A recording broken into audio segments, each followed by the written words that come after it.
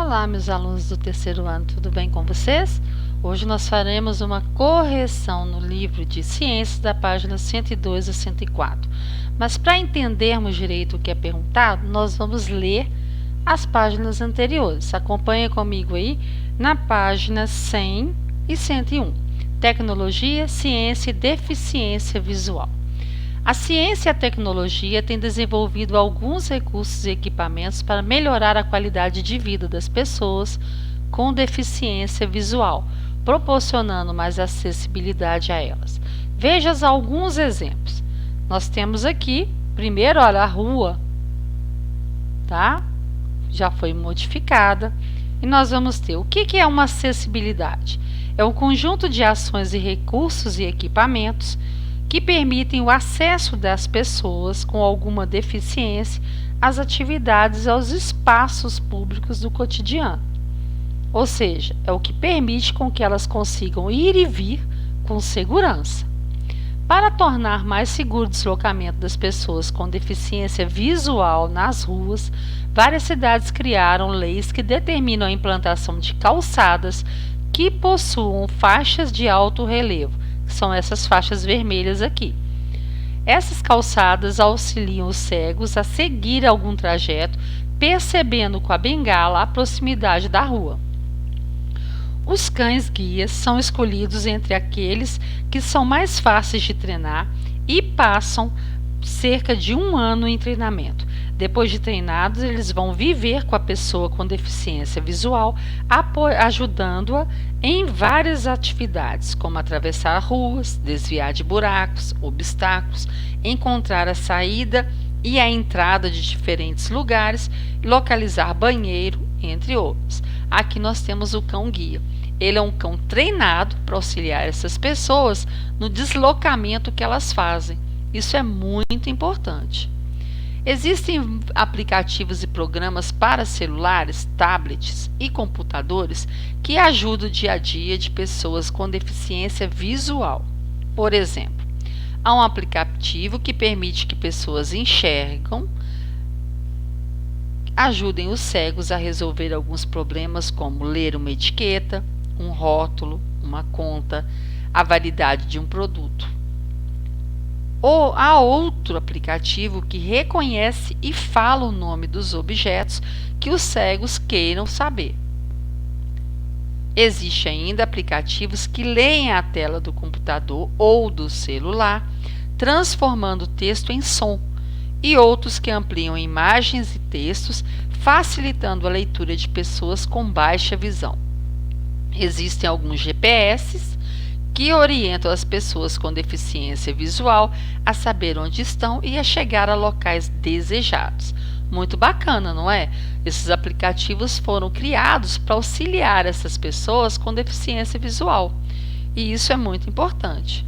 Depois, a lupa possui uma lente que aumenta imagens e textos. As pessoas com baixa visão colocam esse instrumento sobre a imagem ou o texto que querem visualizar e assim conseguem fazer a leitura. Alguns deles possuem luz para melhorar a leitura quando a iluminação do local não está boa. Vai auxiliar com que a pessoa tenha baixa visão, ela não é totalmente deficiente visual, ela consegue enxergar, mas com dificuldade. Então, através dessa lupa, vai aumentar o tamanho da letra e ela vai conseguir fazer a leitura. Além dos audiolivros, dos livros em braille que já foram vistos e desses recursos apresentados, existem ainda outros que ajudam o cotidiano das pessoas com deficiência visual. Por exemplo, bengalas, semáforos sonoros, materiais didáticos adaptados para pessoas com baixa visão, em que as letras e as imagens são do tamanho maior, entre outros. Eles criaram todos os recursos possíveis para ajudar o deficiente visual e com baixa visão para que ele possa interagir com o mundo de uma forma mais saudável e saber o que acontece, podendo se locomover de um lugar para outro com mais segurança. Depois, quais características você imagina que um cão-guia deve ter para desempenhar o seu trabalho? Não pode ser qualquer cachorro. Ele vai ter fácil relacionamento, um cachorro dócil, eu faço de adestramento também para ele aprender as coisas, né? E o que mais você acha? Você ia escrever nesse espaço. Depois, imagine como a pessoa que possui um cão-guia se sente em relação a ele e descreva esses sentimentos.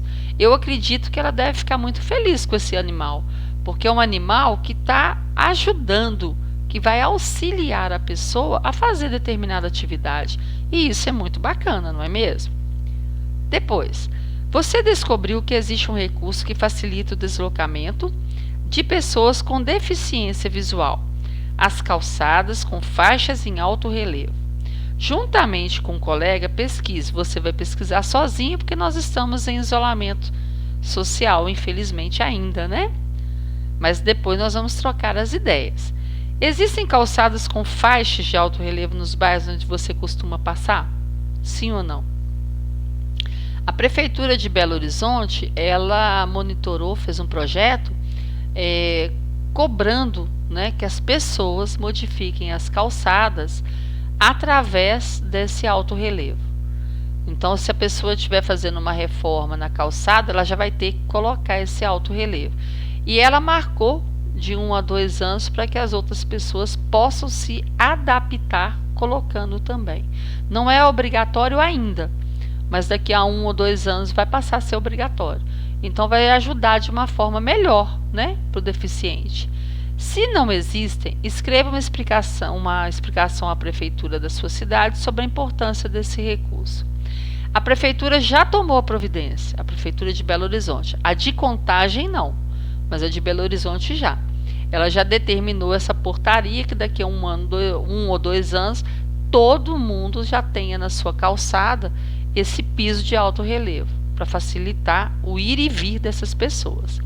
Agora vamos recursos tecnológicos para deficiências relacionadas ao tato.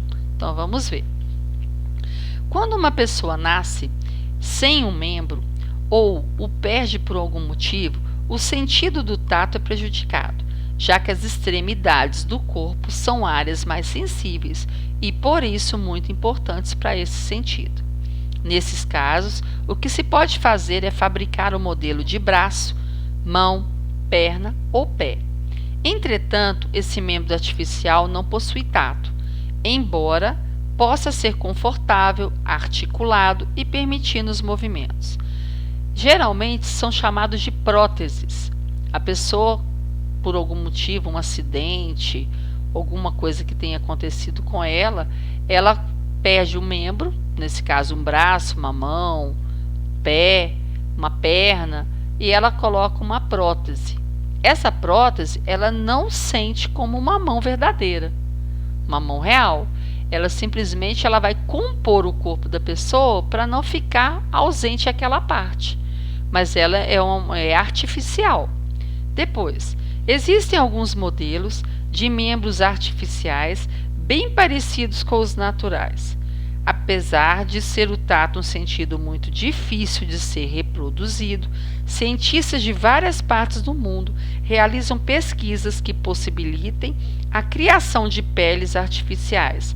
Essas peles, feitas com um tipo especial de material, seriam colocadas sobre os membros artificiais, permitindo que as pessoas sintam se algo a tocou, se algo está quente ou frio, se é úmido ou seco. Nós temos em vários países, né, que nós temos aí na Europa, até mesmo no Japão, ele já tem uma prótese de mão robotizada. Então, eles, né, já desenvolveram mecanismos, quando ela toca algum objeto, ela consegue transmitir algum sentido para a pessoa do que está tocando nela. Isso é um avanço tecnológico, né? Aqui no Brasil nós não temos nenhum desse tipo ainda. Agora, nos Estados Unidos está sendo feita uma pesquisa que já produziu um tipo de pele artificial transparente e flexível, ao qual percebe algumas sensações do tato. Essa pele ela ainda está em estudo. Ela foi desenvolvida no laboratório nos Estados Unidos para imitar, né, tentar imitar ao máximo uma pele humana, mas ainda está em estudo. Observe a seguir a imagem da Paola Antonini, uma modelo brasileira. ela não tem uma perna. Olha aqui para vocês verem. Ela tem uma prótese. A modelo Antonini apresenta uma diferença em relação à maioria dos modelos. Qual que é a diferença? Que ela não possui uma perna, um membro do corpo dela. Depois, ela parece se sentir envergonhada por possuir essa diferença? Não, pelo contrário. Quando aconteceu um acidente com ela, em que ela perdeu a perna, ela simplesmente passou a dar palestras para todas as pessoas que queriam ouvir que ela poderia continuar a vida dela mesmo usando uma prótese. E como a carreira dela de manequim, ela precisa muito das pernas para desfilar, né, fazer os desfiles de roupa, ela simplesmente continuou com a prótese, fazendo os desfiles da mesma forma. E teve uma ótima aceitação por parte da sociedade. Né? Se a sociedade acolhe, entende, respeita, a pessoa vai se sentir feliz, com certeza. Agora, só para relembrar, vamos relembrar o que a gente estudou. A perda parcial ou total da capacidade de perceber os sons é chamada de deficiência auditiva. Ok. Os aparelhos auditivos foram desenvolvidos para melhorar a percepção do som. Ok. Não devemos colocar nada, nenhum objeto dentro do ouvido. Nós já aprendemos sobre isso. Os surdos se comunicam com os outros surdos e com os ouvintes por meio de Libras, que é aquela linguagem de sinais. Nós vamos lembrar da nossa amiguinha Júlia, lá no silêncio, né? De Júlia, por quê? Porque ela se comunica com sinais. Exato. E além disso, ainda faz a leitura labial. A perda parcial total da visão é chamada deficiência visual. O Braille é o sistema de leitura e escrita que facilita a comunicação dos deficientes visuais. Ok. Além disso, muitas tecnologias foram desenvolvidas para melhorar a vida dos deficientes visuais, como semáforos sonoros, aplicativos e programas de celulares, que vão ajudar essas pessoas a se locomover, a conviver com as outras pessoas. Tecnologias também estão sendo desenvolvidas para criar peles artificiais, como nós vimos aqui, o estudo que está sendo feito nos Estados Unidos, para que as pessoas possam, ter condições de usar uma prótese e possam perceber através do tato, que é um sentido muito importante que o nosso corpo tem, sentir e perceber as coisas ao redor. O respeito a todas as pessoas é essencial para viver em sociedade. E isso tanto quem tem deficiência como quem não tem. Todos nós queremos ser respeitados e devemos também respeitar. Nesse capítulo nós estudamos deficiência auditiva e deficiência visual, ciência e tecnologia apoiando pessoas com deficiência auditiva e visual a ter uma melhor qualidade de vida. Que as pessoas com deficiência são capazes de aprender como qualquer outra pessoa. Inclusive, relembrando o silêncio de Júlia, nós vimos que o André, que é uma criança que tem todos os sentidos perfeitos, ele conseguiu, através de aprender a linguagem dos sinais, ele conseguiu se comunicar com a Júlia e ter a amizade e o respeito dela. Então, nós temos que fazer isso com todos os nossos irmãos que têm deficiência. Graças a Deus nós não temos, mas nós podemos respeitar e conviver com todos que têm da melhor forma possível.